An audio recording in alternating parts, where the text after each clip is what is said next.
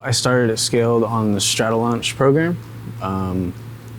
Came in, didn't really know anything about composites at all. I was able to learn a lot of things, jump into different crews. There was tons of opportunity. But the main thing that drew me to Scaled is I've always enjoyed airplanes. To be able to fly them would be cool, but to be able to work on airplanes and be around that whole atmosphere is really awesome. So my favorite thing about working at Scaled, probably the reason I've been here for so long, is there's a really good vibe and attitude here. There's a good group of people. Everybody's here to build the parts that we're building and to work on the programs that we're doing, but everybody tries to have the best time while they're doing it. Anybody on the shop floor has the ability at any given time to look at something and say, I don't think this is right. We have input on the finished product at the end of the day. And at Scaled, we build a lot of different products. I've probably been on 20 plus programs. When you get to see something fly away, or even if it doesn't fly away, just know that something that you built together with that team,